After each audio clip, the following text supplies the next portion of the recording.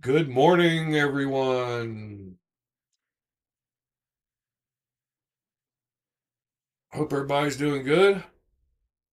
Hope everything's going good for everybody. I'm hoping we're live. Uh,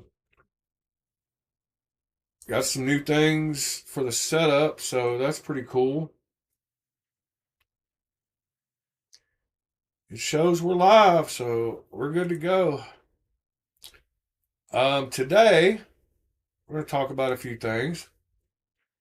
We're going to talk about um, streaming is harder than it looks. They've made a lot of advancements in the software, the hardware.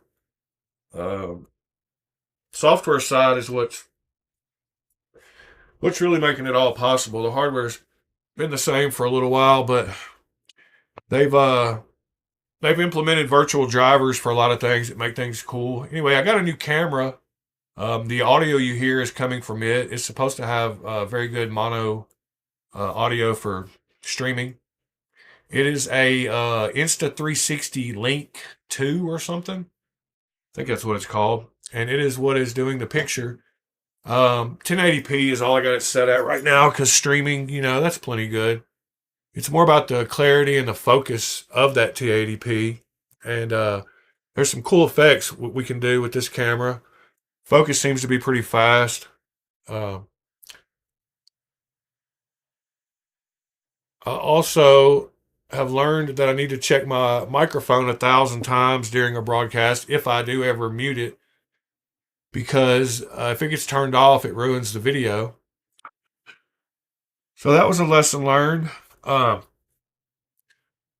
since I got the new Insta360, I'm able to use my S24 Ultra that I was using as just a mobile camera. So I have got it up here in a box, so I can move it around and hopefully get y'all some good angles if we're working on stuff. Um, I should be able to get some angles that. Oh, I've got to reverse that. It's backwards. That's going to drive me nuts. At least it's not upside down and backwards. Let me see if I can fix that real quick. Huh. Maybe not.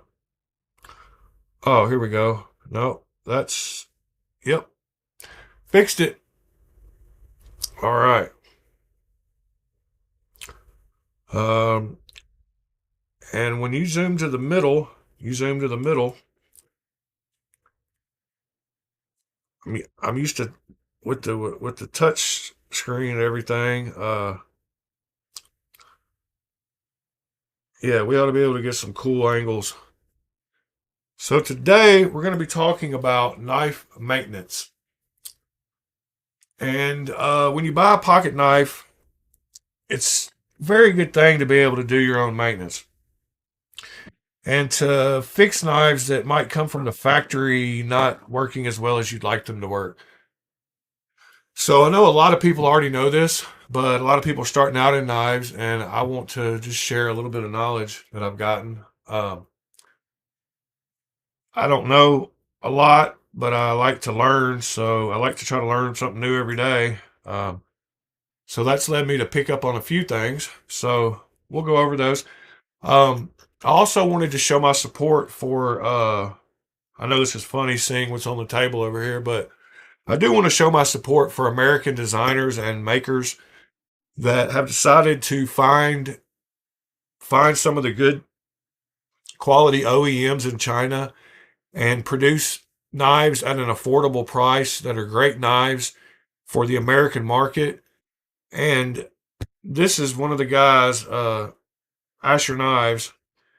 So today we're going to talk about assembly, disassembly, and a little bit of maintenance on a few different kinds of locks and knives.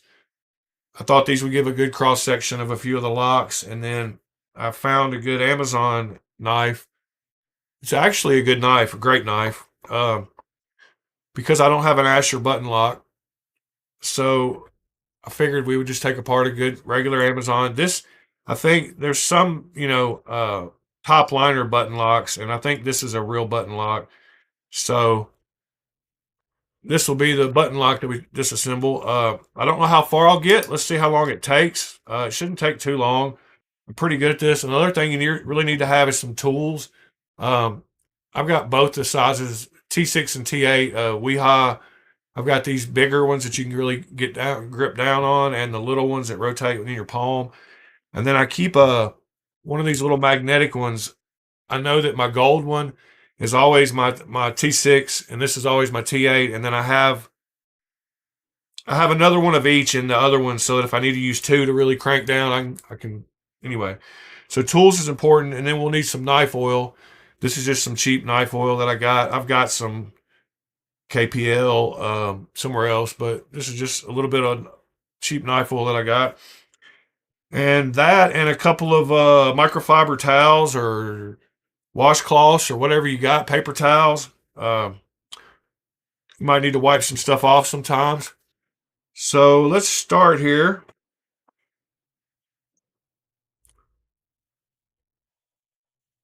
with the Asher Douglas.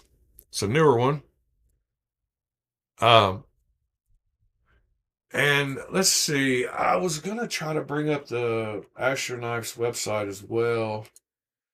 I didn't know how to place that in a window. I need to figure out how to format. I probably would. I probably could figure it out if I did it to just make it go full screen over on the left. Maybe keep the middle. I don't know. Anyway, let's get into it. Um, I did just bring up the site showing the knives. Anyway, let's get to disassembling. Let's set these other ones out of the way over here. Now, let me get back to the camera. All right. So this is going to be our frame lock. We're going to start with the frame lock.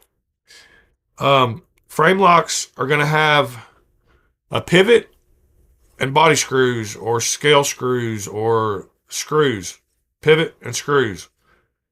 So you need to look at the knife and you can tell which ones have to be removed for it to come apart.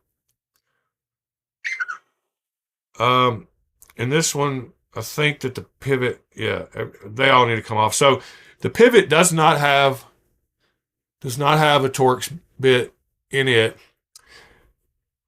This does have a Torx bit. These are usually T8s. Body screws, preferably, are also T8s, but a lot of them are T6s. The lock bar insert on frame locks is usually a T6. So that just gives you a breakdown real quick. So to get this knife apart, we need to take apart these two halves of the scale and the blade. Sometimes the pivot screw will not go all the way through and will not be required to remove for disassembly. On this one, it is. I like to take, okay, this is just a preference thing. It seems to hold it together from both sides a little better. I like to take the show side clip screws off. And make sure to always set your screws to the side and kind of notice if they're different lengths. I kind of lay them in the kind of order that I took them off. So when I look over there, I know that those go right there. And then I'm going to go across to the other side. Let me zoom in a little bit here. Let's see. Let me get the other camera on too, possibly. Oh man, now this is gonna be a problem. I got rechargeable batteries in my mouse, and all right. Well, I think if we open this, I can go zoom in a little bit. Let's go to 1.3. That looks pretty good. All right. And then let's turn on this one in the corner. Let's get it over here in the front. let's see if I'm gonna be working here. Let's see. That's all right. So right there, need to focus right there. Whoops, wrong way, little buddy. All right, so maybe y'all be able to see me if I from different angles if I kind of stay in the middle here.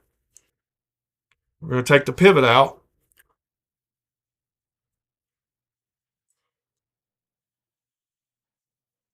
I'm gonna set it to the side, and then the knife should come apart. I like to open the blade a little bit to kind of loosen it up, get the blade out of the way, and use the blade as leverage to pry the top scale off.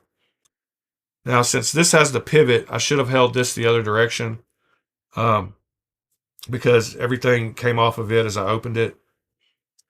Now, let me show you something on these little bearings. Um, these bearings right here, one side of them has, whoops, hold on. One side of them is closed. I'm trying to get on my phone camera up there at the top in the corner. One side is closed and one side has the groove. Let's see.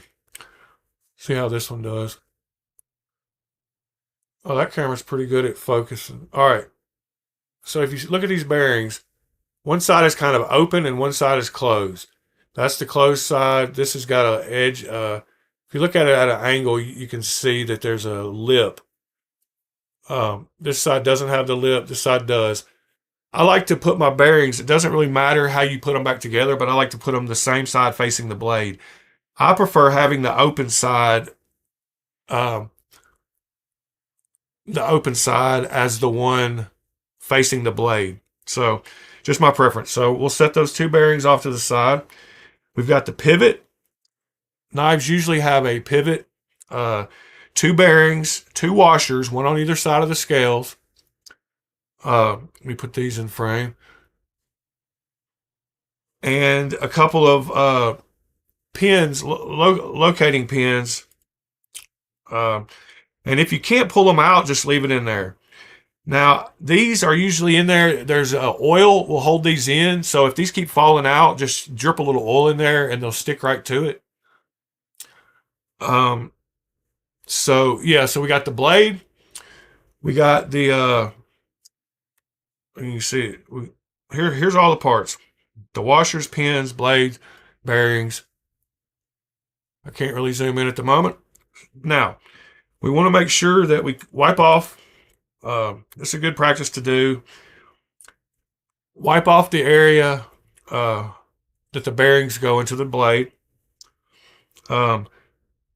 If you see they're overly dirty, wipe off and take out these washers. Check everything. Just give it a once over. You can take your bearings and clean them with alcohol. I know this knife is new, so I'm not going to do that. But you can do that. So that's basically it. You got your two scales. This pivot collar will come out. So don't be careful not to lose that if you are disassembling your knives. And like I said, if you have cross pins that are in one side really good, just leave them in there. It's not going to hurt anything. This one has a clip that attaches internally. So the screw, the back spacer right here, no, actually this one doesn't. I don't know what I was saying. It wraps around and the bar goes internal. So this one does have a back spacer on here that I could pull off. Let me see if I can get it off. Man, they got their tolerances great. So I think this one, I know he said he was going to change from Kunwu over to petrified fish. I'm not sure if he did that yet, but I think this came out after the time I talked to him about that. All right, so there you go. So there's the back spacer. And there's two barrel spacers that go between the screws on one side and go to the other a lot of times. That is the case on this one, so just leave those attached. That way you don't have to reassemble 4 screws, only 2 screws. This is the lock bar insert and the detent ball, if you haven't seen the side of the knife. This knife has the lock bar insert attached from the outside. The detent ball is what falls inside. I don't know if a lot of people don't even know this, but on the blades, there's a little hole. And that feeling when you close a good knife and it clicks and it falls into place and it feels like magnetic almost, that is due to this hole and the detent ball. And you can see where that detent ball has been traveling around the blade, and it'll actually wear down a little track because it's trying to get lower. If you keep it getting tight, then that bar is putting pressure constantly, and it's trying to get to the lowest point. So it wants to get down in this hole. So when you get close to it, there you go. You can see it on both cameras now. When you get close to that hole, it'll just jump right in there on a good knife. And this lock bar pressure, the amount of pressure that it presses against here is pressing that detent ball against the blade. And if you've got too much, you can bend this bar out a little bit. If you got too little, you can bend it in. We'll go over some of that other stuff on another video. We're just doing assembly and maintenance and cleaning. So you got your knife disassembled. You want to go throw it back together. Then here's what I do. I take the side that has the pivot on it, which happened to be this one in this case. I push the pivot through and I hold it with my finger. Okay. Then I put a couple of drops of oil on top of this washer here. I take my first bearing and I put it to where the open side is facing the blade. Then I drop a couple of more drops in the top of it in that little channel. Then I place the blade in there. Now, you have to figure out, according to your scales, if the blade goes this way or this way, but it won't take you but a second to figure that out. Trying to get in focus here. After you figure that out, just slide your blade on, maybe put it in place, make sure that the blade stop is grabbing it, it's ready to go. Take and put a couple of drops of oil on top of the blade. A drop in that little hole and kind of along that channel, just a little bit.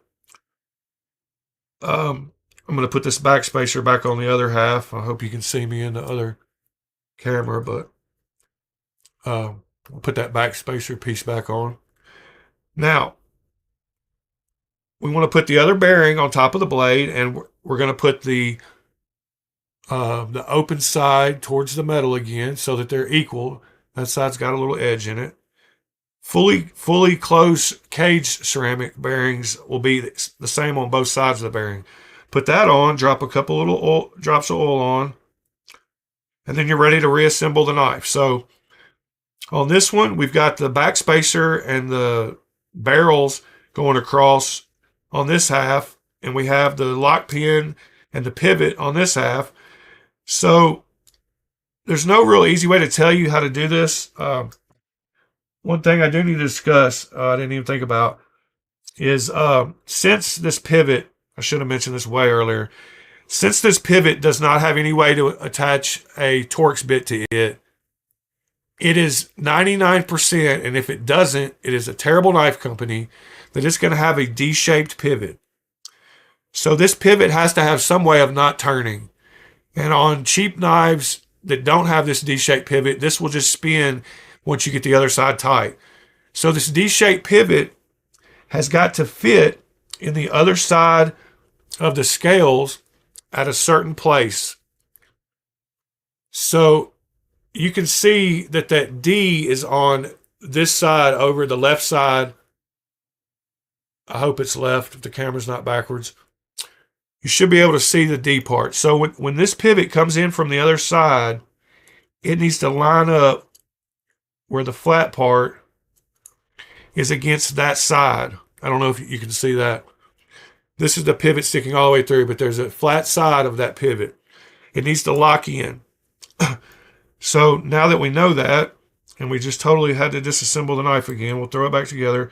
All the oil is still there. There's the first bearing. Got the blade. I know that I want the pivot. So when I put this on, the pivot is the flat part will be to the left side. So I'm going to try to line that up and kind of hold it with my finger as I'm doing the reassembly. Take the bearing, put it on. Now we're ready. We're back where we were. We're going to try to line up this flat side of this scale, which is the left side, the side closest to my finger, with the way it's lined up here. We're going to try to get that pin to drop in its hole, the cross pin, and we're going to try to get these back ones lined up to where they feel right. And you'll feel it pop into place. Right there was where it just popped into place. So I start usually reassembly by getting my pivot together, especially if I've got a D-shaped pivot that I don't want to lose.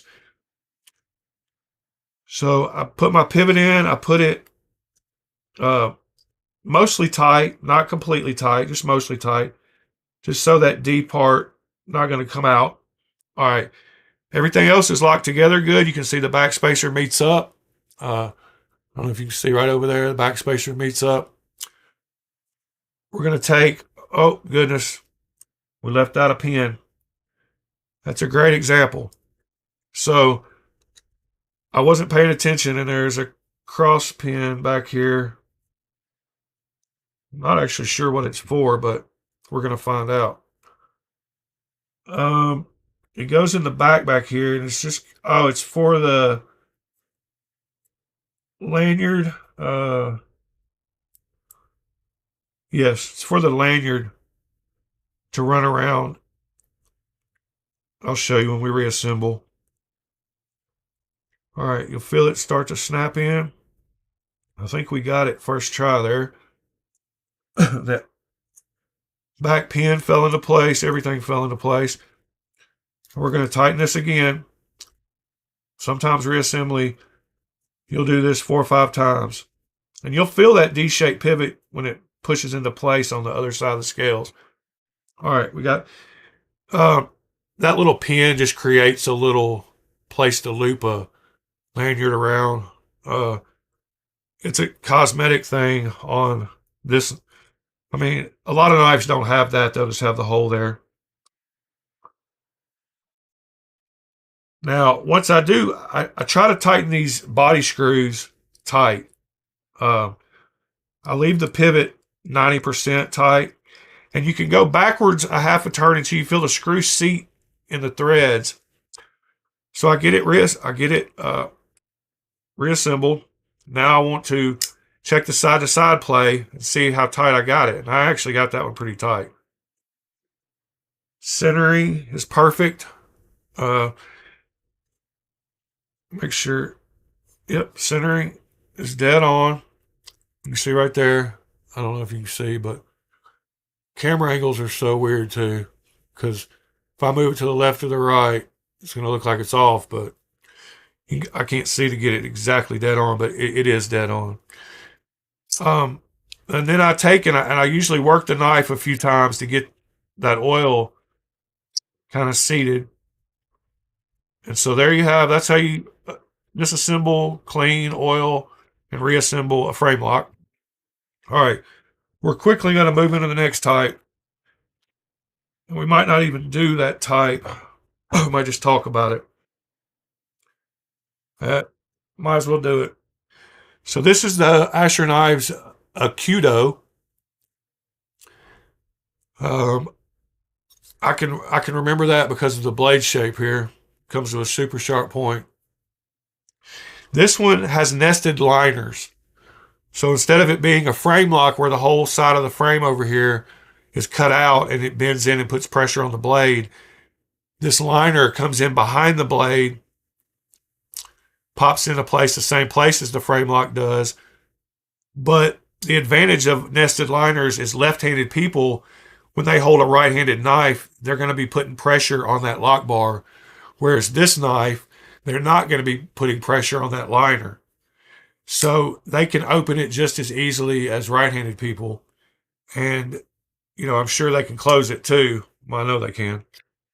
And I probably could too. I've never tried on camera. But I know I could, yeah. I mean, this knife is super smooth, so I was afraid it was going to drop on me. But anyway, same thing with this one. Show side, they put their logo, 2 screws, same 2 screws. Same pivot. Basically, the only difference, we'll show you this one. I said I usually start with the body screws, so let's start with those. Okay, those felt a little loose. They're a lot looser than the frame lock one was. All right. Are those screws turning on the other side? If your screw just sits there and spins, you got to make sure that the other side is not turning with it, because whichever one is the loosest is the one that will spin. Okay. Oh, because this is a good example. This one has push through uh, screws instead of spacers. Uh, so that means that one of these pulls out and one of them is a screw. And this is a good one to take apart. We'll do this one too. I wasn't planning on having to do a harder one, but we'll do it. All right, got that. Now let's get the pivot. This one's going to be a little bit more difficult. We're working our way up. The one sitting over here to my behind my hand is the one that most people are scared of. All right, this knife is a little different. This, and it's a little dirty too. It's got some dirt on the oil. You can see the grease there. It's definitely got some dirt on it. This is the liner of the liner lock, and it sits in the recessed cutout of this side of the scale. And the only difference is, instead of I didn't have to take that one completely off. I probably didn't have to take it.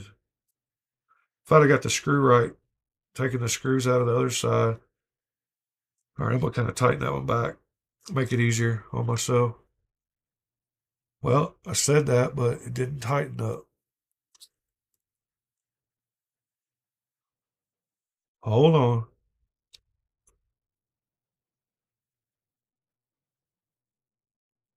What in the world? Yep, it's just turning the barrel. All right, anyway, these liners go in here and it pretends it's just like the frame lock was, except it's not cut out. So that's why they have this little insert.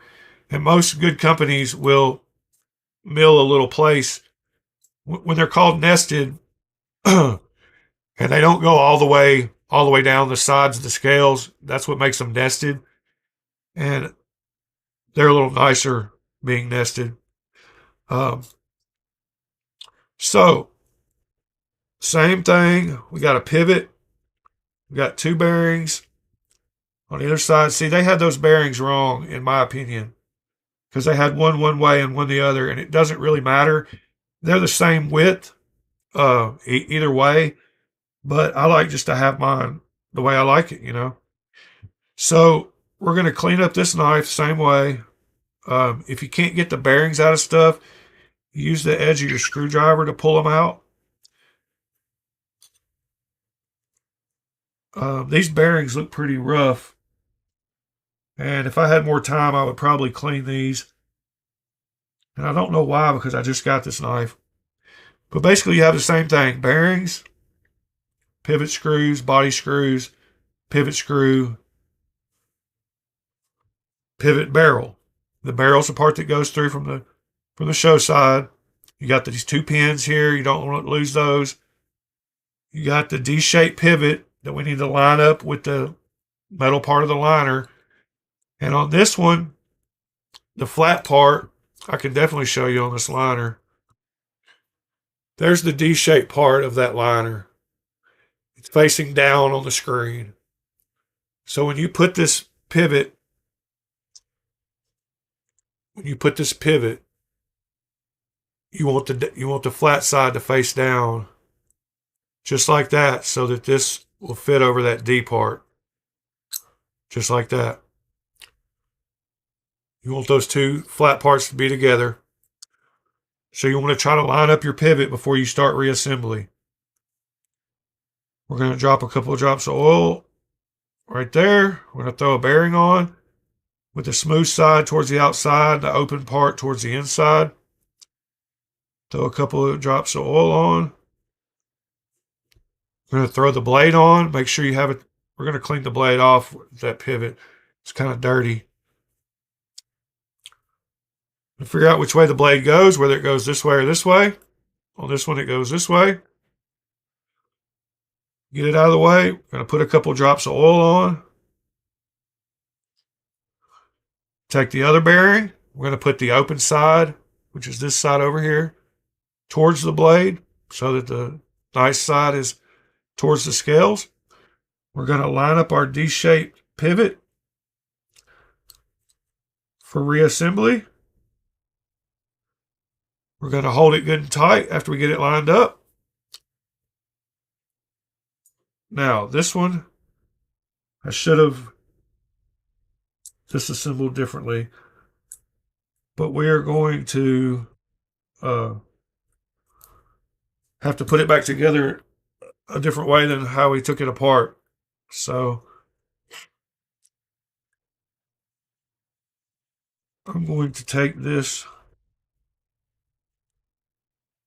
clip screw off of this barrel if I can. Well, this is a prime example of what happens when you take apart knives. So I don't have the proper pliers, but this inside barrel is just spinning. So I'm going to grab it with these pliers gently, and I'm going to unscrew it. They could have used thread locker. Who knows what they used actually. What in the world?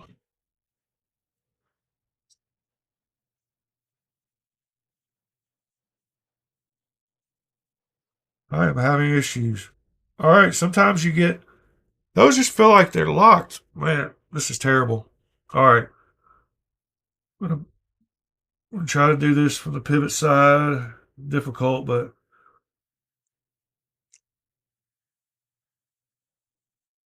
all right, we got to figure out how this goes on. It should go just like this. Yes, it does. But it needs to go on this side because, all right, we're going to put our liner back in. We're going to stick this. We're going to try to use this side with a cross member. Right there.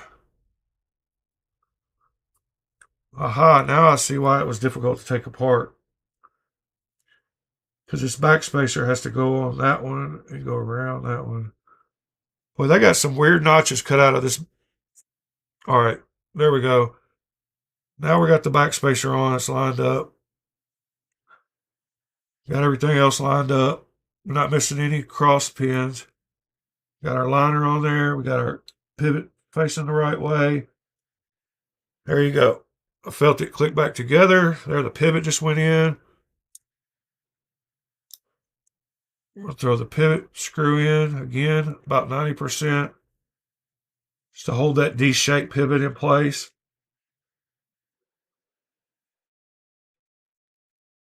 All right, we're going to make sure that everything else kind of fell into place. This screw on this side, there we go. Pushed it through. I felt it go through to the other side of the scale. We'll get that one in, get it good and tight. Make sure our liner's good. Liner's good. And then we'll put this one back in the clip.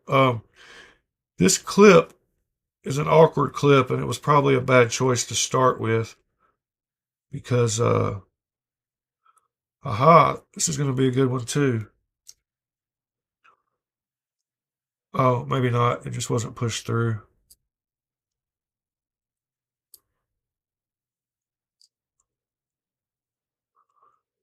All right, got that one to grip too. Got that one good and tight. Got a little bit of play. We're going to tighten up the pivot. Boom. Knife's reassembled. That's how you do a liner lock. Asher Cudo liner lock. All right, let's go on and go to the hard one. What else did we have over here? We had a button lock. Button locks would be next easiest. And since I've had so much trouble with these last two, I'm just going to disassemble this one completely. I don't know what needs to come off and what doesn't. So we're just going to show you how to take apart this button lock. So first I'm going to take off the clip. And I'm going to lay the clip with both the screws that go with it beside it. Then I'm going to go ahead and take off this body screw. Wow, these are super loose. I can feel the other side spinning too. All right, there's one of the screws. Take off the screw opposite of it.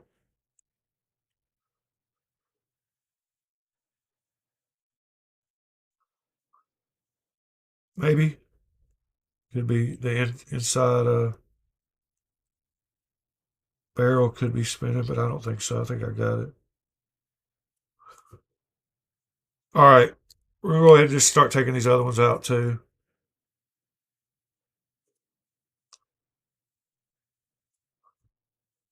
Okay, that goes in the very back, so I'm going to put it over there. These two go together, kind of. This one's out.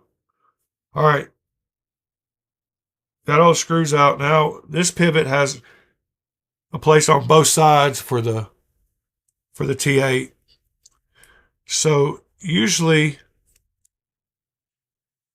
if it's a D-shaped pivot, only one of them will turn. And this one is not a D-shaped pivot. So it's usually the one on the show side. Now see, these are both turning. So here's a prime example of why I keep another bit in here. So this is normally my T6, but I keep a T8 bit in it also, so that for cases like this. So I need to put one on both sides because they're both just spinning. And you have to get creative on how to grip that other one sometimes. And man, I should have done this before filming. Laying the knife on its back and grabbing one on one side and one on the other is usually a pretty good way to do it. This one could have thread lock. Man, terrible choice if it does.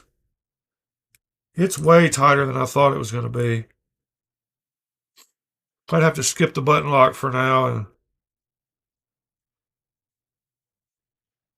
might have to heat this one up. That's a little bit more of an advanced technique. We'll have to go over that in another video. Because heat is not the friend of Loctite. Yeah, we're going to have to we're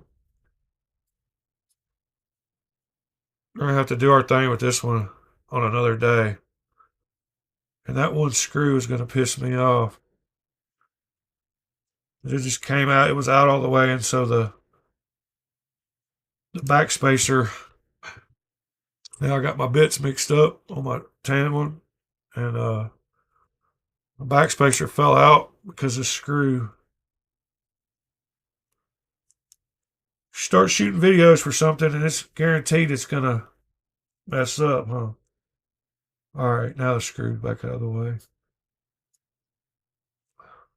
Thought it was. In the world.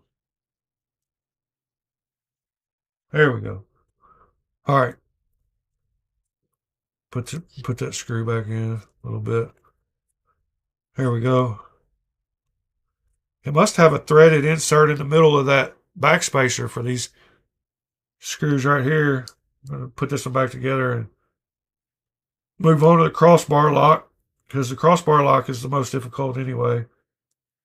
This one just happens to have some super, I bet it's got red Loctite. That's what it felt like, honestly. I'm going to put this one in the far side.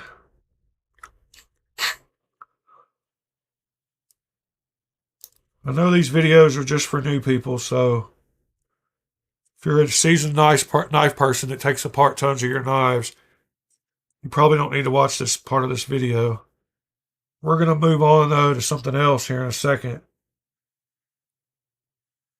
And I try to get my screws both dropped in the holes on the clip before I try to put them on there. It just seems to work out easier. So I'll take my screwdriver, use the magnetism, get that other screw. Dang it. Let the magnetism of the bit hold the screw and just push it through the hole. And if you want to, you can go ahead and get it started on the knife. I mean, it works. Just put it on a little bit. Get the other one. Hold it with the magnet. Put it in the other hole. And make sure you're not getting cross-threaded. Make sure they both go in easily. Those did. I mean, this knife is super well built. And it's so centered and the action on it's so smooth that I can understand why they would put red Loctite, because they would get a lot of returns, because button locks are a little bit more difficult to take apart. They just have a spring, and this little thing um, has a notch cut out of the middle of this push bar that fits around the blade. And when you push it, it just moves out of the way from wrapping around the blade, and it allows the blade to move. Um, I wish I could have showed y'all that. And I have more button locks, and we'll do another video. Um, this is a XTOUC button lock. Great little knife from Amazon. When you can find them on sale, grab one. They're a prime example of they're good. They're 14C28N, which is a good steel, man. Like, don't hate on it. Properly heat treated, it's great steel to be able to sharpen yourself. Holds the edge good. It's got good. It's good rounded in all the the traits of super steels. All right, we're going to take a. I'm going to. Where did my top go for my Earl? I lost my Earl top. There it is. All right. So we're going to do this next.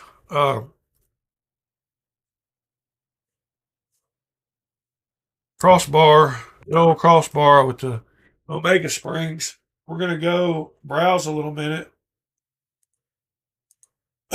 because here I'm going to go to a site that we didn't go to yesterday, which was White Mountain Knives, and I need a smoke. I'm losing my voice from talking every day. Yep, everything's got to be super decorated nowadays. We got the Damascus inlay. Man, Remet has really stepped up their game this last year. They're making some gorgeous knives. Uh, I mean, they've been good, but they're really putting in work. Those rounded off, those are nice. Like, those all take individual milling. All three of those. Look at that blade grind. That's a nice knife. And see, to me, that's the perfect picture of the knife, because you get to see what it looks like open from the show side, and then you get to see what it looks like closed from the clip side. And basically, you got everything covered on that knife. That's why my unboxing pictures are that same way, because I think that's just makes sense. Let's go through the coming soon.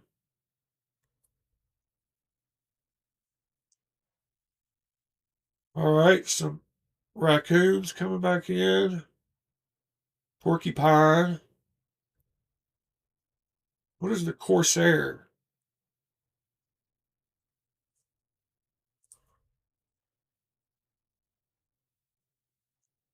Man, I really like that. We saw that on the Kubi site. Tuya knives. The Kubi Dam Design knives. So we're seeing some overlap. We saw all those on the Kubi site. White Mountain Knife is a big Kubi dealer. There's that Basculus fixed blade Dam Designs. Can't believe Kubi bought out Damn Designs. It's pretty wild. Tenable, that's the new budget line for whatchamacallit, Concept, maybe? Best Tech Liger. 5500 Dalton Shoulders. What's 5500?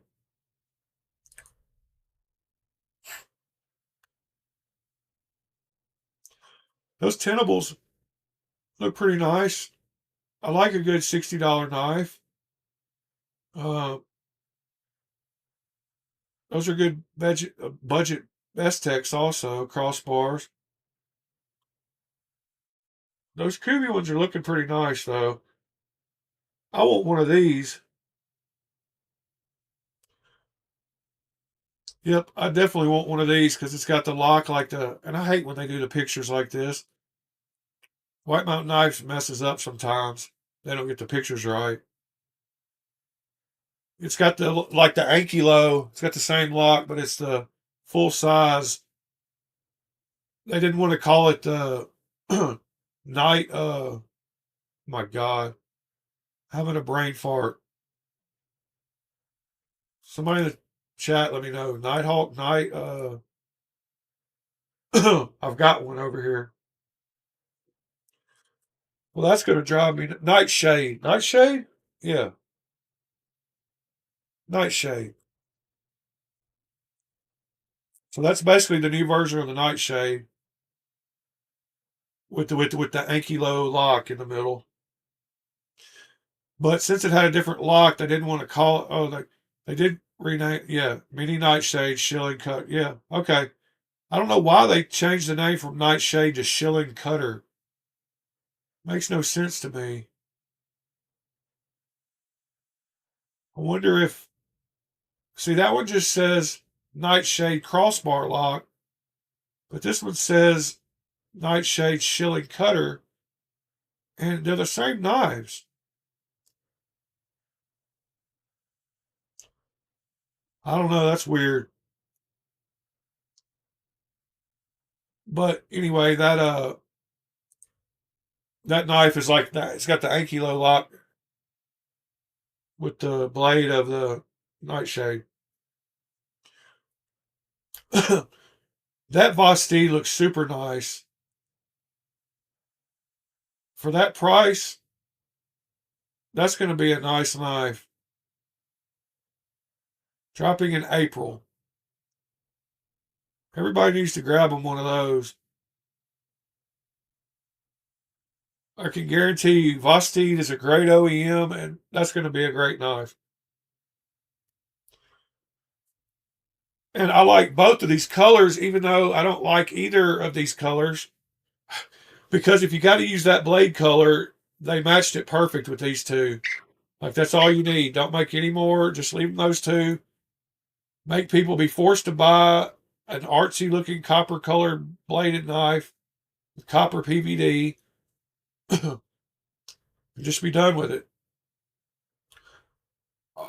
All right, I've had my break for a second, so we're going to go back to the crossbar lock. We're going to go over it, how to disassemble and reassemble it. This one came with some an extra set of Omega springs, is what they're called, because they kind of look like the Omega symbol. I'm gonna have to get me something to drink during these if I've got to talk this much, especially every day.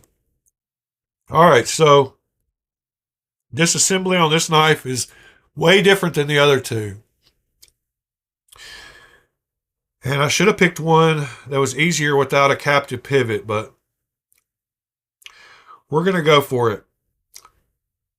So on this one, first thing I'm going to do is I'm going to remove this clip. And that's probably a good safe habit to do on a lot of knives when you disassemble them. This one has a wire clip, and they're usually held on by just one screw in the middle. You can see that up in the corner, hopefully. But they have these two little tracks that the wires go down into, and then that one screw holds them in place. You can see the tracks on both cameras, hopefully. I don't know how that top one is focusing, but anyway. Okay, so we got the clip and its screw together and off to the side. Now, these Omega springs make a little circle and they wrap around in here, and they're what applies pressure when you press on this crossbar lock to push it back into place, to hold the lock, and to disengage the lock. So that's why they give you extra ones, because they do get a lot of wear. But the cool thing usually about these is that both sides of the scales will come off separately than the liners. This one probably has nested liners like the bug out, which is a little bit different. So I will disassemble it knowing that. I'm going to leave this clip screw in because there's no reason to take it out. But I'm going to have to take out all the other body screws and the pivot screw. Since I got to take out the pivot on this side, I'm going to start by taking out these two body screws on this side just to see what these liners. I should be able to pull this side off and look at the knife without fully disassembling it. So I usually put, just as habit, I put the screw that went on the end furthest away, I put it the furthest away from me and just kind of line them up like that. So back here, I've got a couple of screws laying. You can see them. So we got those two off. Now we're going to take the pivot screw out.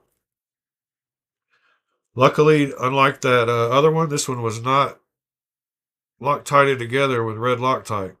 We're going to set the pivot screw over there. Now, this side of the scales will come off. And there's a good example. There's nested liners and lots of oil. This one has not been disassembled. Other than just keeping this liner from rusting, there's no need for all that oil. There's oil all over the liner too. I don't know if the light's showing you that, but there is oil all over it. So we're going to clean that out while we're here. I'm just going to go ahead and wipe it off this side and wipe it off the inside of the scales. All right.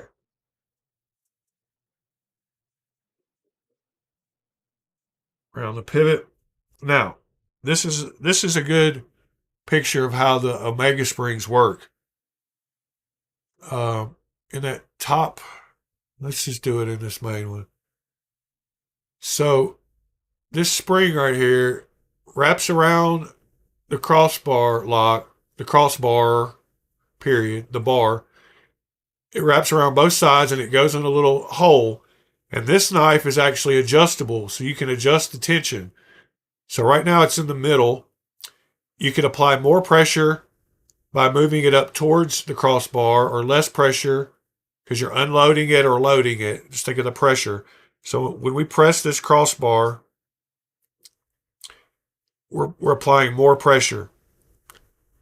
So if you just naturally move it up one hole to apply more pressure, then that's going to be harder to press.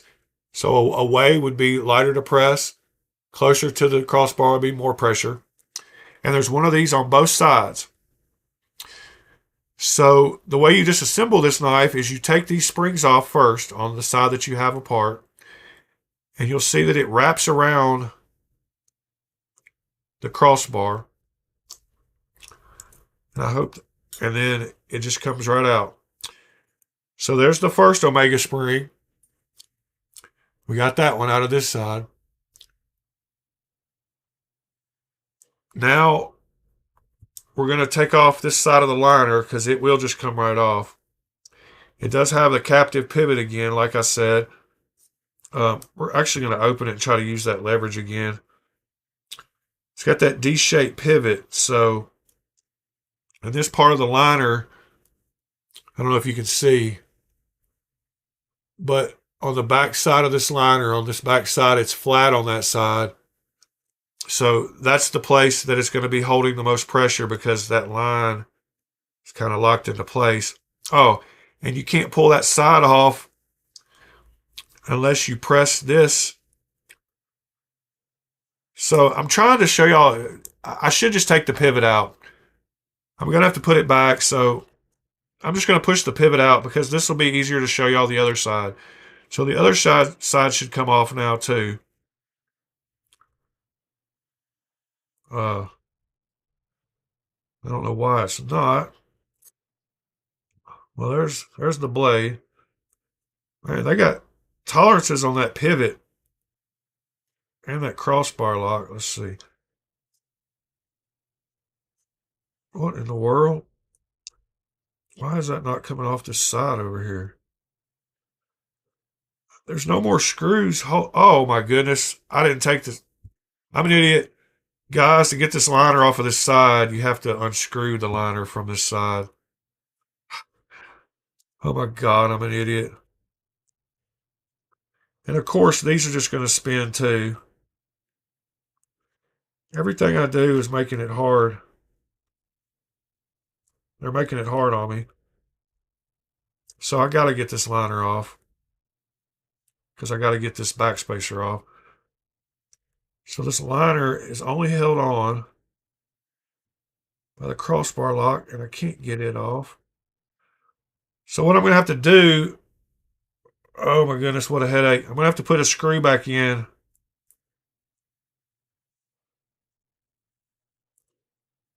Across the back here so I can get the screw out on the other side. Because it's kind of like a battle of the fittest. Whichever screw is the tightest is the one that'll come out. So I'm going to grab my other T8 over here. Make this quicker. And of course I grabbed the T6.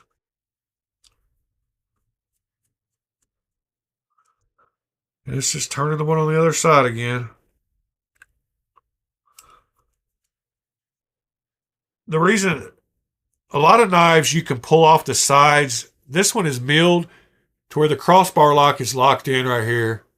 So you have to be able to slide it back to get it pulled off.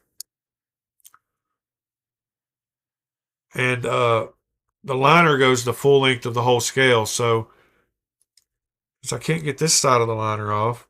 Let me see. The bar, this should all be independent. All right. This is pissing me off. Why are all these screws just spinning?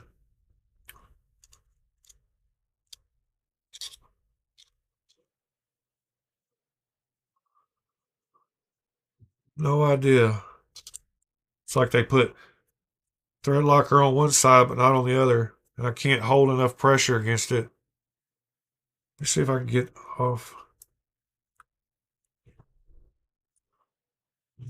I could get this one half of this liner off. Get the whole thing apart, but being a pain in the ass. Well, guys. Oh, it would help if I took that screw back out. All right, if I can get this one side of this liner off. Why will this liner not come off? What is holding that together? It's this stop pin down here has got to be what's doing it. Man, they got their tolerances good. All right. Oh my goodness. We could almost, if I could figure out how to hold those, stupid. All right, finally, I got enough pressure with my finger to get that one off. All right, now maybe I get pressure with my back finger. Yes, finally. Well, they didn't use lock. Oh, I didn't get that one quite. See this back barrel is just spinning with the screw. That's why I'm having issues. You can tighten the screw from the other side and try to get it tighter than this one, but otherwise it'll just unscrew the screw again. And I can't get enough pressure. I got one of them out, but I can just feel it spinning back there. I was trying to hold enough pressure. If I could get this out of the way a little bit, I could grab it with some pliers. Haha, maybe right there I can hold some pressure. Yes, finally. I don't look like a complete and total idiot. All right, so now we ought to be able to take this whole thing out. Why is this liner not coming? Oh my goodness. And it's also this. I told y'all I wasn't going to take that clip screw out. That was part of my problem. I mean, I had to get those other two out too, so that wasn't the major deal, but this clip screw is also holding the liners. All right, there we go, finally. Now you got your subframe and you got your outside. We're going to clean off all the oil off this other side. We're going to look at this. We're going to take the crossbar out, remove that other spring. All right, so on crossbar lock knives, there's a pin in between here too. All right, there's your parts. You got the two nested liners. You got a little pin that goes between them up here in this corner. You got the crossbar that goes across here. You got the clip screw. We'll put it over here with the other clip screw. You got the two bearings. You got the pivot. You got the two Omega springs. You got the pivot screw. This is the pivot barrel. You got all the body screws. All four of them. They're all the same. And you got the two halves of the scales. And if you were to buy replacement scales for this knife, you could buy just these in like titanium or whatever. Yeah, serving. What's up, man? Like, yeah, keep listening, man. I'm just having regular struggles of taking apart a crossbar lock knife with the two back barrels here. See these two? Oh, you have a back spacer, and these little barrels, spacers, we call it spacers, they run through these holes to hold the back spacer in place. And these two things are what were spinning when these screws were screwed in, because one screw was given before the other side.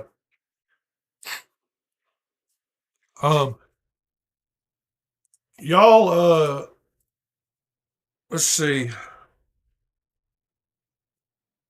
This is the first time this has happened. I've got to actually use the restroom, so I'm going to say, I'm going to type in crazy knives here. We're going to do a review.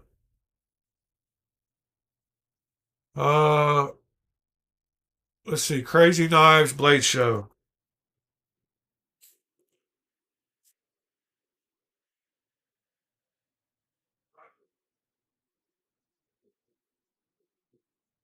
All right, let's watch a little Blade HQ. Let's do a little reaction video to Blade HQ.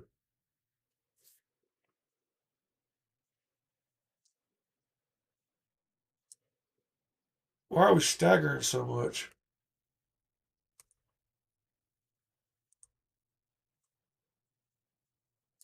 What's up, guys? We were at SHOT Show Day 2. Yesterday you saw all your favorite brands in longer forms, but today we're going to do more of a compilation. We're going to be walking the show floor, seeing all the brands that you're interested in. Y'all give me just a second. I got to use the bathroom.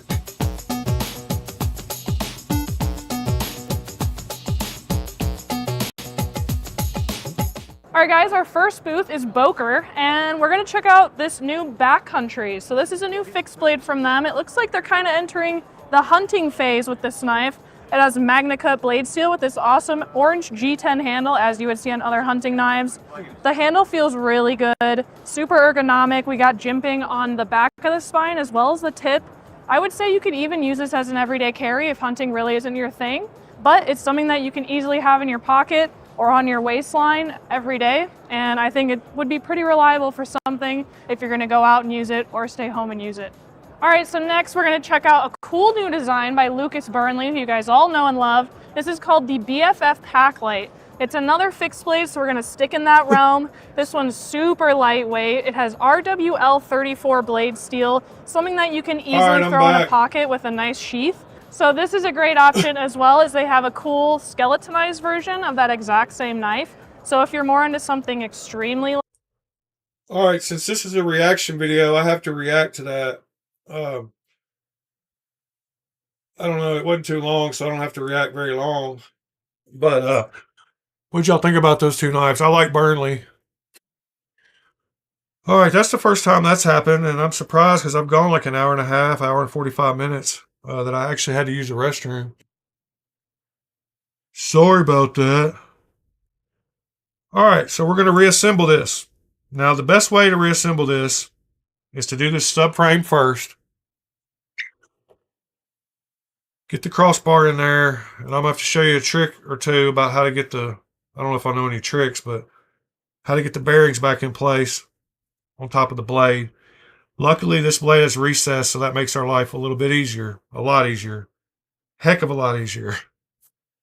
That's how all of them should be that are crossbars, should have recessed place for bearings. All right, so we're going to start by assembling this subframe. We need this piece. Now, since this is a crossbar, let me check this out. I can tell. Okay, that's an oily side.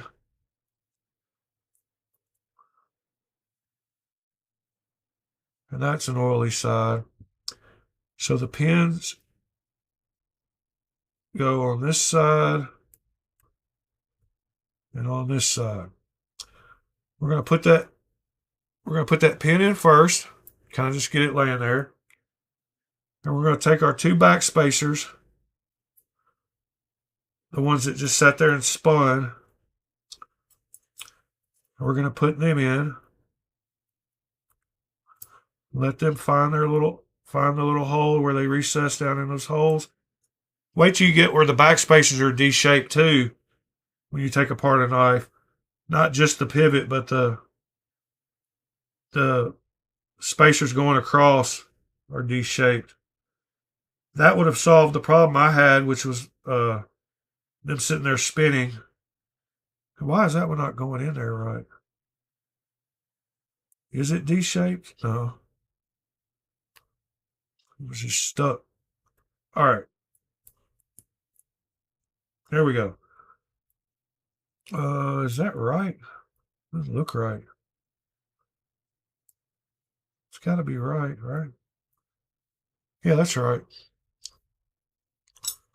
Let me make sure. Well, that's the wrong side. For that, that's this side. Backspacer, yeah, that's the backspacers, right? All right, we got our pin, we got our two spacers across with holding our backspacer. So we have like a little sandwich here. Now we're going to work on this sandwich. We're going to start by taking our crossbar and putting it through this hole, kind of getting it in place where it goes. We're going to slide it up here to the front where it goes. I hope y'all can see me. Let me turn on this other camera where you can see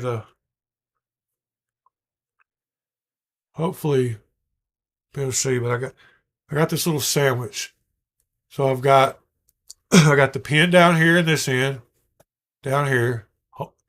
I've got the two barrel spacers right here that are holding the back spacer on. And then I just put the crossbar in its place. Now I'm going to take these springs and I'm going to figure out which one goes on which side. And the way you figure that out is they curl down on the side that they go on. So if the little hook and the pin, you'll see they have a little pin that go into the hole. Can you see where that's been on the end? Yeah, there you go. You can see that now. Wow, I like this camera, this Insta camera.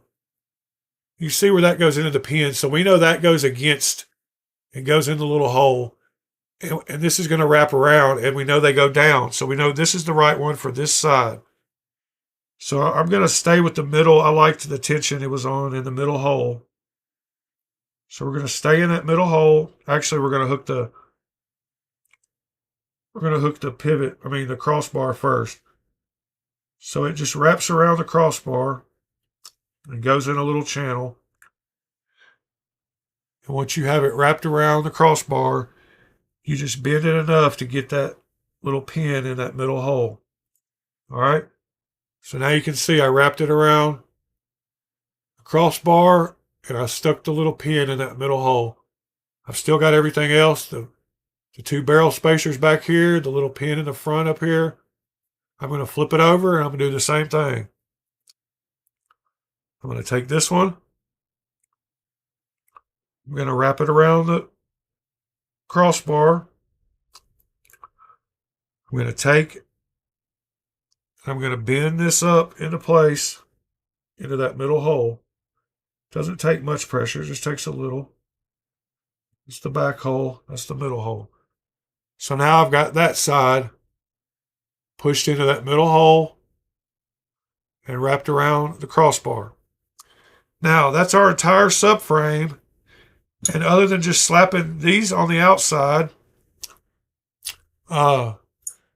and the blade on the inside, and the pivot through the middle, that's about it. So what we're going to do is I'm going to take and look at the scales, and I'm going to see, so this side goes on over here, and this side goes on over here, and there's our knife sandwich. It's a good way to hold it. Got your knife, just holding it. All right. Now, since this blade has got cutouts and recesses for the bearings to sit down in there, we don't have to worry nearly as much about trying to get this blade back between these scales. But somehow we have to get the pivot through the blade as the blade is in here. And when the two bearings are involved also, it becomes a super pain in the butt. So here's what we're going to do. We're going to take our bearings, and I told you I like to have them the same way. So one side is open, one side is closed. Let me get the top camera. You can see one of them looks smooth and one of them looks like it's got a little channel. So we're going to just make sure, however you do it, just try to do it consistently. I like putting the open side towards the blade. So since this is the last time I'm going to be touching this surface, I'm going to add a couple drops of oil on the inside of this blade. And I'm going to stick this bearing to the inside of that blade. And I'm going to use that oil capillary action to help me hold that bearing in place. See, I can flip it over upside down and it's still holding that bearing. So you might want to put a little extra when it comes to knives like this, because this is really going to help us in the reassembly. Okay, I got that bearing on this side. Now, I'm going to flip this over because this knife doesn't want to, the bearing doesn't want to stay on this side as easy as the other side. All right, now the pivot starts from this side, and the D-shaped part of this other liner is towards the back of the knife. So I'm going to take my pivot and I'm going to try to put it in. I'm going to test fit it in once all the way to see where the lineup is without the blade in there. So why is this not going in? All right, that goes in.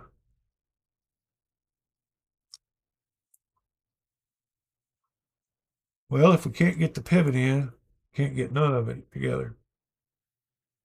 So maybe it comes in from this side. Is that possible? Yes. Oh, yeah, I guess this was, yes, this was the way. The other knife we just did was the other way. This one was like this. Okay. That makes sense. Now we got to get the D towards the back. All right, it just went into place. You can feel it snap into place. But we need the blade in there, so we're going to leave it in that kind of position. And what I do a lot of times is I take my T6 because the T6 won't hit the threads of the pivot. But you want to slide this down just enough so that you can slide the blade in. Now we're going to take it, we're going to carefully position it with the two bearings. We're going to slide it in. Going to get it close to being lined up. Top bearing went out of place. And you have to pull back on the crossbar at the same time as you line everything up. Ah, stupid pivot. All right, back of the pivot. This way. All right, got it. I even got the, wow. So as soon as you get that done, get that pivot screw back in. That's the right screwdriver even.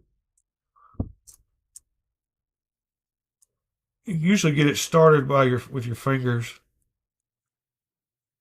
All right.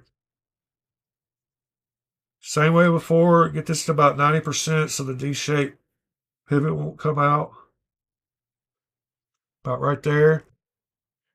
Then we'll start reassembly of the back here. Now all four of these back body screws were the same size. So I'm just going to do two at a time. And man, get rid of that. These are all T8s, so I should have just gotten rid of that T6. All right, that one tightened up good. These are not titanium screws because they're magnetized. That one is not tightening up good, but it is started. It's just spinning that. So we're going to put the one on the opposite side where it goes. Let's see if, yeah, I just felt it push it through. All right, now they're both spinning. But this one tightened up, so now I can redo this one, get it seated good. All right, now it tightened up. So now we got all four of the back ones. Oh, we got three. I didn't put this other one in yet. Got all four of the back ones in. They're all four good and tight. Got the crossbar in. We got no blade play. Man, these Asher knives are great knives. The action on them is just like butter. Like, then you figure out which side you want to put the clip on. I know. I always want it with the blade tip up and right hand carry. This knife would be great for lefties as well, because it's got those nested liner locks. All right, let me just put this clip screw back in, which I cannot seem to do.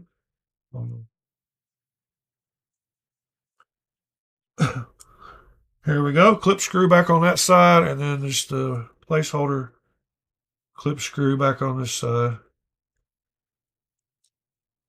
Just for symmetrical. And there you go, back together. And just so you can see, the centering is perfect on it as well. I don't know how I'm going to be able to. Need to figure out how to show the centering. You can see right there pretty good. Centering's good. Action's like butter. That's those three knives. The only one we didn't get done was the button lock. So let me. That's our arch nemesis because of the red Loctite. You see what I got over here?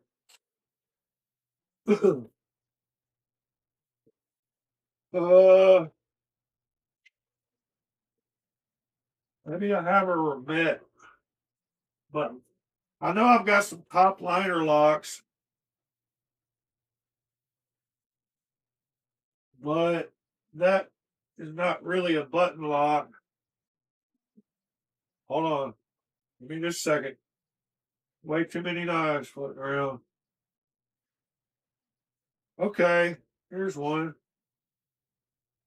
Yeah, this is the right kind too. Wow, this one's gonna be a funny one.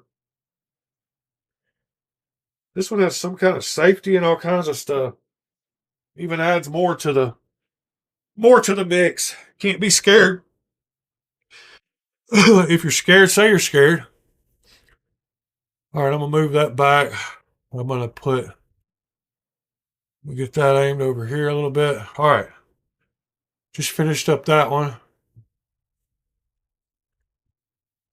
Let's see, where's the middle? There's the middle. Here's lower than the middle. All right, so that's centered on the camera. I'm good there. All right, so this is the button lock I found. And what is this, you may ask? Um, it is a monstrosity that has a famous knife maker's logo on it. I don't know if you can see that. But yet, that company does not make a button lock knife. It's got a cool blade grind. It was a big old $20 knife. It was a button lock that I got from China that I've never once carried. I have no idea what the name of it is, but it is a traditional button lock. I do believe. Let me make sure of that before I take it apart. Yes, it is. And I can show you how I know that because that button, in fact, we might not even take this one apart because I can see it so good on the camera. That button right there, there is a place behind the blade that comes out and sits behind. You see that part that comes out and sits behind the blade?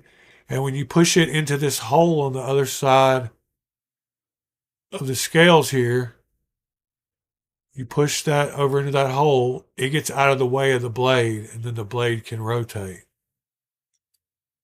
So that's how a traditional button lock works. And the disassembly and assembly is pretty much the same as all the other ones, except for one thing, and that's the spring. So let's go ahead and show you. I'm not scared. I'm just going to start with the pivot. I know these will probably be T6 clip screws. Most China knives are. Newer knives are going with all T8s. Take apart the white artichoke killer. Oh, you can't get yours back together? I've got a couple of orange ones over here. I've dyed them. I've dyed multiple ones of them, so I know I can get them back together. Wow, this one just wants to fall apart. Well, that just came right off. All right, so yeah, you can see all the oil for one. But this one just has a spring.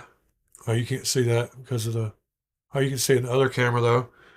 So this spring sits in a pocket in the button, and then it goes across and sits in this pocket, and that's how the button thing. And then when you lift this off, this is the liner on this side.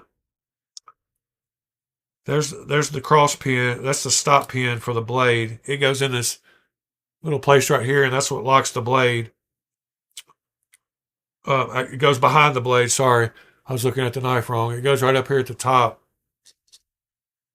and it's what keeps the blade from going back. See, right now the blade would keep going. So that's called a stop pin, and you can take it out of the scale side that it came up with and put it back in its place.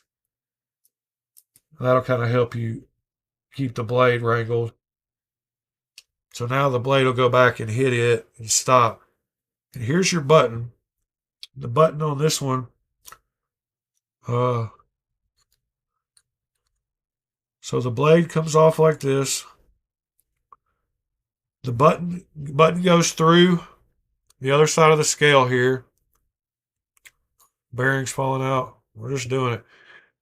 This button goes through the other side over here, slides through here.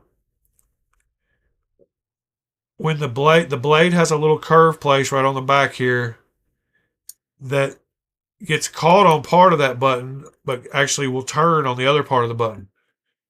So this spring is what keeps the button pressed into place. So these bearings are pretty much the same on either side, unlike the last ones we just did.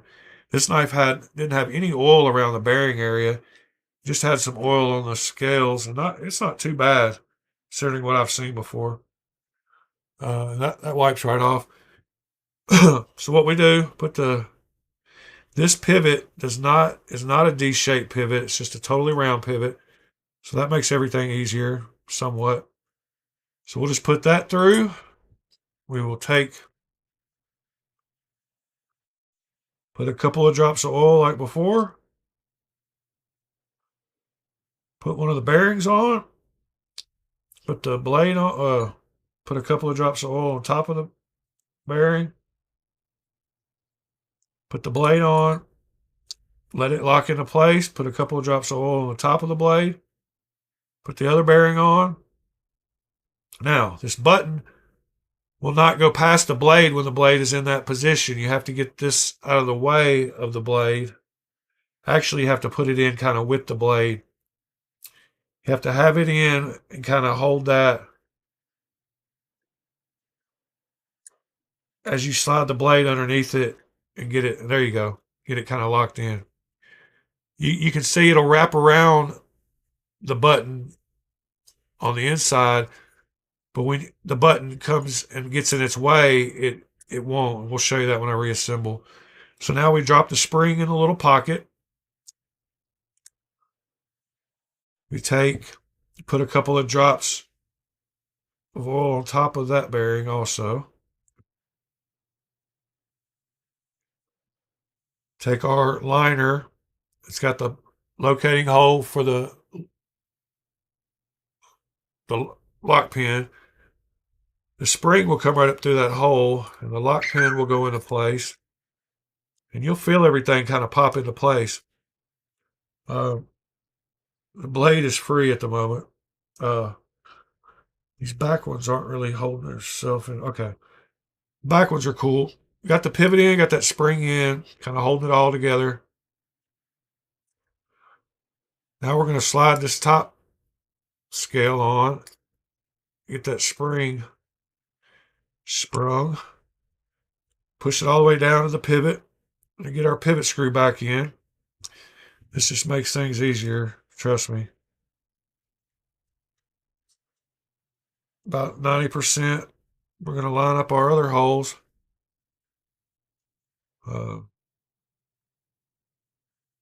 There we go. It's only got one screw, one body screw, and the rest are clip screws. Get that one back in there.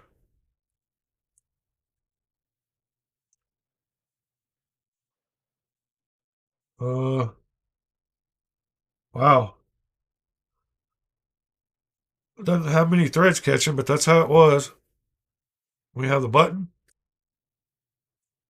Not getting tight yet, so we will go back. Now it's tight. Back together, put up our oil, hit the button. This slides, when the blade is open, this slides back behind it. I should have showed y'all on the inside, but this keeps the button from being depressed. It keeps it locked open a little bit. I wouldn't trust it. But as you can see, that one is fairly centered too. I mean, this is a cheap knife, so if I would tighten this a little more, see if the button works. Yeah, that's a good point. So you got to learn how to adjust your knife. So right now, this knife is too tight and won't hardly open or close. It will, and it would work its way in. But a good practice to do is to go back a little bit and then come right back before that. And then you get it back to where there's no side-to-side play. And it's as loose as you want it to drop. And that one's good and centered. Uh, so yeah, okay, we did all 4 knives. We did liner lock, frame lock, button lock. We didn't put the clip back on that knife. Uh, that's all right. Who needs a clip? Everybody nowadays. I bought a knife, Chris Reeves button lock. In fact, a fake Chris Reeves button lock because Chris Reeves doesn't make a button lock. And I hate when you jump the gun on AliExpress and order something and then you get it and realize, oh my God, this knife doesn't have a clip. So I actually had to figure out a way to put one on it just so I could carry it a few days. We'll go over some of that stuff too. Oh, KPL smells good? Heck yeah. This is a D2 quote unquote Shirogorov special. It's not really. I don't know who makes this knife. It is a cheap $25 China.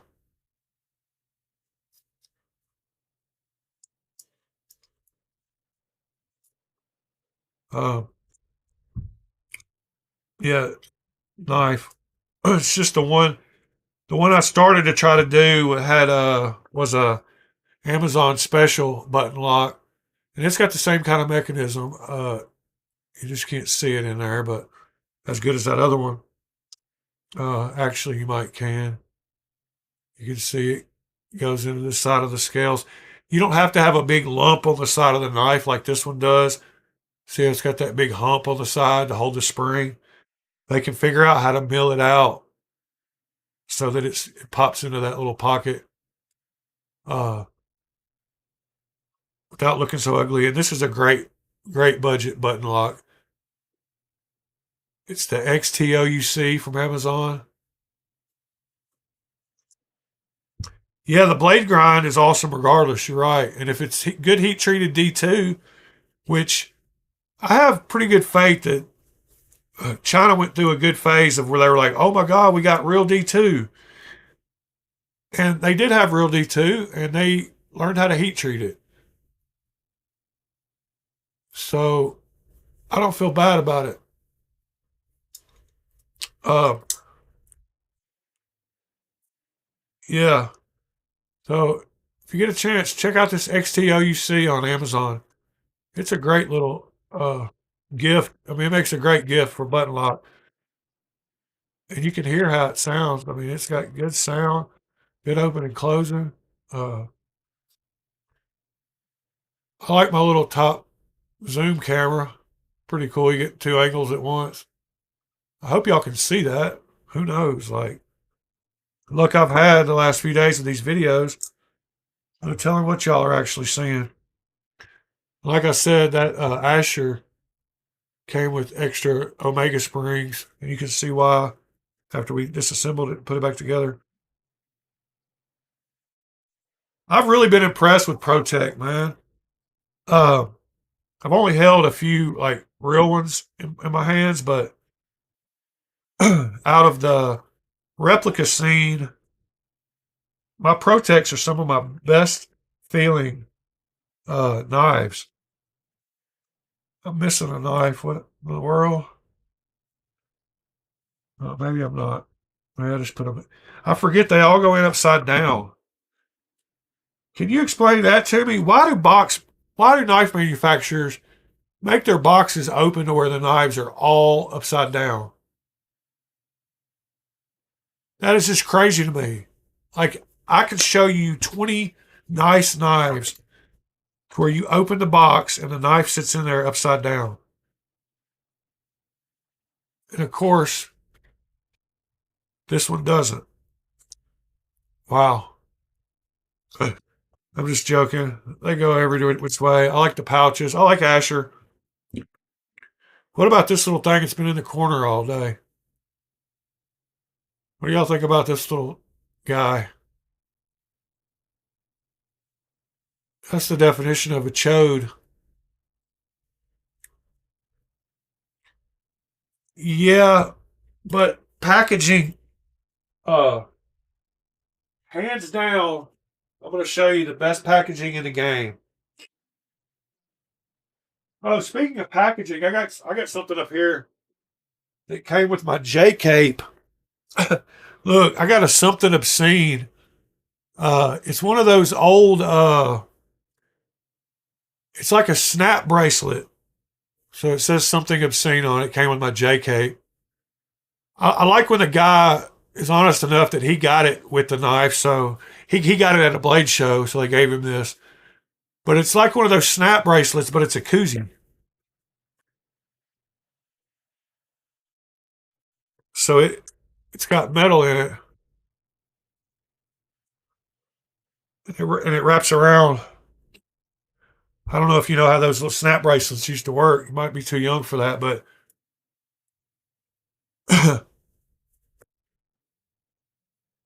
but you snap it and it automatically goes. I'm not going to drink that ferric chloride. That was with the packaging, but let me show you the best packaging in the game. And I showed this on a video already, but it is by far the best that I've gotten so far,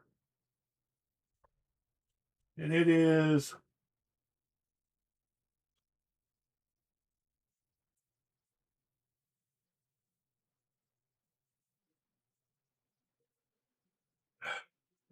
This is the tactile.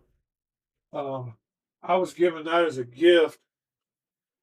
Let's compare the packaging here. Uh, where are we at? That's quiet carry. Here it is. See, this is the tactile Maverick, and all this came with was the card. It came with the card, with all the info. Come on, camera.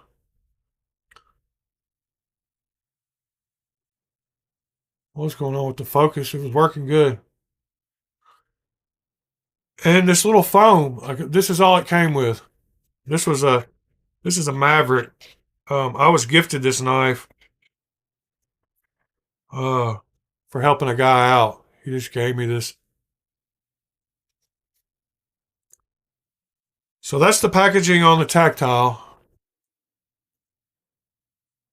But check out the packaging on this next one.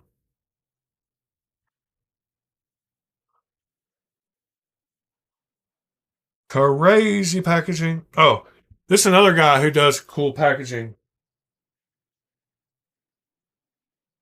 Christensen Knives. He actually, oh my goodness, where did that little pouch go? Oh, here it is. The it came in this pouch. The since we just looked at the tactile Maverick, the Christensen Maverick S, which is this knife, came in this little pouch in this box. Uh, so that was a cool touch.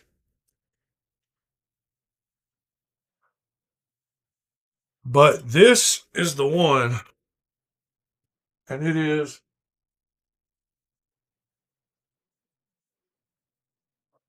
Oh my goodness. Where did I put it? I just had it in my hands.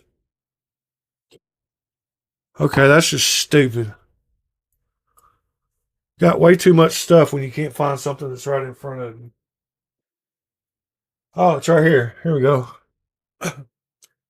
Good grief. What craziness. Best packaging in the game, hands down. For me, so far, is this knife right here. The Aver from Exceed Designs. This one has the skips pre-installed and the micro milling. Exceed Designs. So let's check this out. Check out how cool this is. So it's got the standard box inside the slip, but when you open the box, you get presented with a bunch of stickers. And then you get layout of all the extra parts, including a tool, every little screw on the knife that are all micro milled. You can see that the pivot on this knife is milled with the same lines. And so down here, the clip insert is also milled. And that's what this second one is right here, is that extra one of those. Then you got the pivot screw and barrel. You got an extra lock bar insert, extra pivot and pivot. Everything all laid out. Exceed Designs of Air. That's pretty good presentation. And then the card on it is up here in the top in a little slot. Of course, I can't get that out. But they made it long enough that it goes in there. Its birth date was 8/2/24. Thank you, TH. Look how he wrote skiff. Boy, you can't. Guys don't have very good hand. Micro slash and skiff. Pretty cool layout.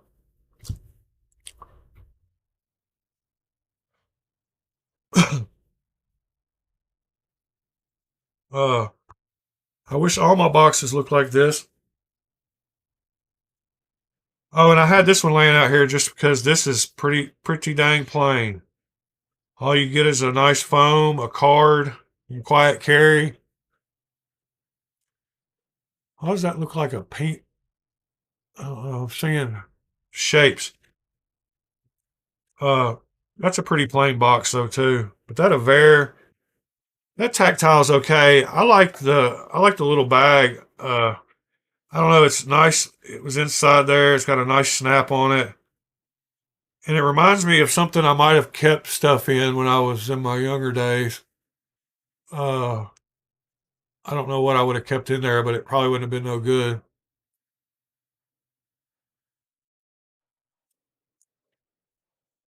Look at that good old hollow grind on that puppy.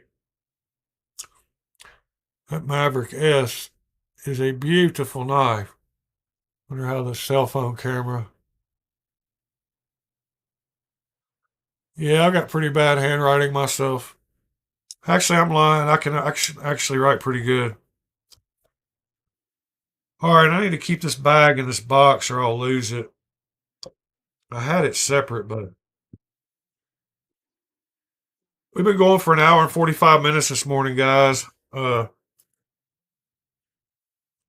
Sorry, it took a little longer than normal because of the mishaps we had during the disassembly, but that only made it more realistic because that's the stuff you're going to go through when you get to doing it yourself.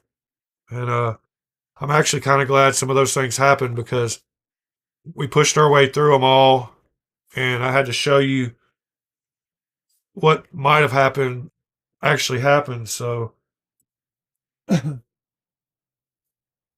we're going to end this video with me displaying one of my favorite knives I've modded once again, and that is the Beyond EDC Chunk.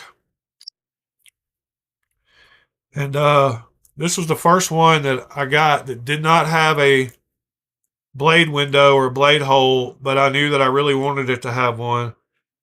And so, even though I was all scared and, whatever, worried about messing it up, I went through with it and got it done. And I put a cool shaped blade window in it, and I did a flipper tab delete on it. And it ended up being, my sister grabbed it and put her thumb in the edge of this hole right here. And she was like, "Oh my goodness." She's like, "That feels good." Like she was surprised. She has smaller hands, and the way I curved that, it just fits perfect into your thumb. It just opens effortless. I also mirror polished that blade, or I started mirror polishing that blade. I had never finished mirror polishing it, but you can see it's getting there, reflective. Uh, I just need to go up a little bit higher grit, like 2,000 and 3,000. And with the flipper tab delete, you got to not only make sure it looks good from this side, but really the main side is getting it to where it lines up with the curves of that. And I got that one perfect with the scales and was able to put a good little sharpening slash finger tool in there. Scratches. I want to do like a satin. I want to finish it with a satin, hand rub satin. But anyway, Beyond EDC chunk. Nice little thick boy titanium knife. That's how we're going to end the stream today. I appreciate y'all being here. Same bat time, same bat channel tomorrow. We're going to do it all over again. Tomorrow, yeah, so I got this new Insta360 camera, and I broke out one of my much better computers so that I can do a lot more processing and stuff. And tomorrow we're going to try to practice on taking audio and video calls. So all you people that are here, make sure you have Skype. We're going to start with Skype tomorrow. Skype is pretty common on all the devices. So make sure you have Skype installed on whatever device you want to call in on.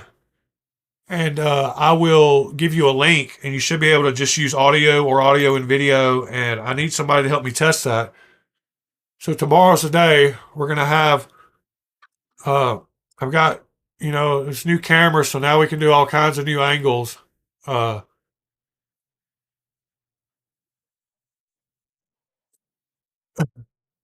I think that'll be cool. And then we'll also be able to take some audio and video phone calls and have them up in the corner.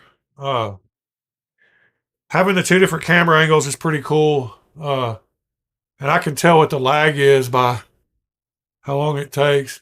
Pretty funny. Yeah, man. Been a good talk. Took apart, reassembled all four of the different, not all the different, but four of the different lock types. And I hope that helps some people to not be afraid to take apart your knives and clean them and do maintenance on your knives. Get them the way you like them and make sure they're all operating properly. They don't clean out of some grit a lot of times in the machining process, and that'll make you think that a knife isn't really working great when it's not the knife's fault. It's the person who assembled its fault for not cleaning it good. So yeah, don't be scared to clean your knives. And once we get past cleaning them, then we'll start modding them. Modding's coming soon. We got sharpening videos coming soon. I'm going to use my fixed angle to show you that. Do some ferric chloride, acid etching, stone washing with a tumbler, a vibratory tumbler. We're going to use the power supply over there for electric anodization. I got all kinds of other cameras. There's another camera on a tripod. We're going to have angles for days. I need to practice the audio and video tomorrow, though. So some of you guys that are here, try to get here a little earlier to help me check out the Skype. Make sure you have Skype installed. Then we're going to move on to probably Zoom, see which one we like better. Might go to Teams. I don't know. I don't like the back end on Teams. They want you to buy the business version, and same with Meet. So Zoom and Skype seem to be the best way so far. But we'll talk about that more tomorrow. Tomorrow morning, it's always at the same time, 8 a.m. And you're probably not at work yet or something. Not able to. 8 a.m. Central Standard Time. And man, I hope you really did order one of these because it is literally one of the best knives I've got. And it's a cheap clone. Uh, yeah, I mean, this thing is super cool. I got to figure out where the middle is. Middle's right there. Point the camera at the middle.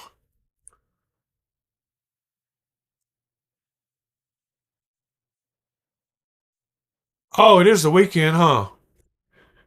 Tomorrow, 8 a.m. Yeah, so weekends is when you can catch me earlier. So yeah, we need to practice. Yeah, you got to order one of these though. Order placed. Good job, buddy. Good job, guy. Been an hour and 50 minutes now. My voice, I've realized I'm gonna have to have something to drink. Keep a cup of hot toddy over here to the side.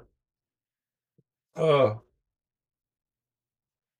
the guy that I did the giveaway order video one, I was talking about replicas and I asked at the end of the video, I said, can somebody tell me what this is a tribute knife to? Meaning, can you just tell me what kind of knife it is? Because not many people know what this is. And a guy pretty quickly messaged me after the video was over, and he said, is the Rogue Shark a tribute to the police or something? And I was like, dude, you took that way further than what I meant. I was trying to use the word tribute as a replacement for replica, and I just meant what the knife was, period. So the fact that you answered with Rogue Shark being a tribute to like the police or something, I was like, no, dude, you're a winner. So I told him whoever answered the question, I would send some knives. So today he should be getting those knives delivered. I actually sent him two.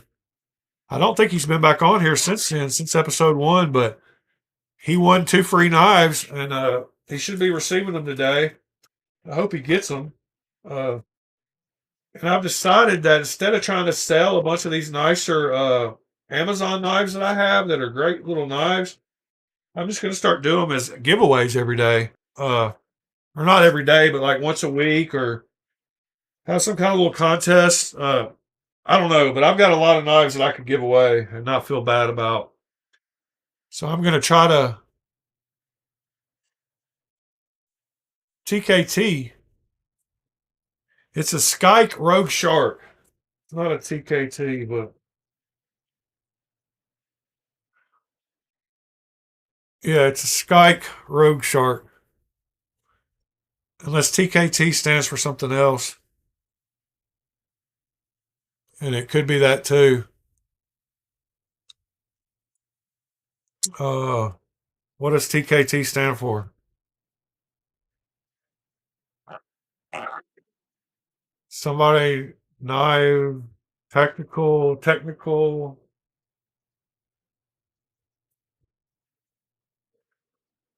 All right, man.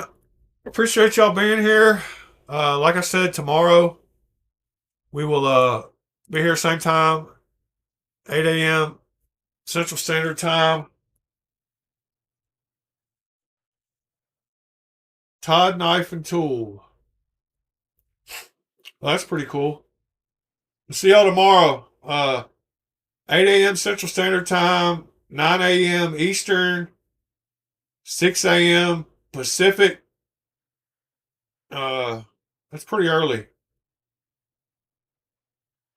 I'm gonna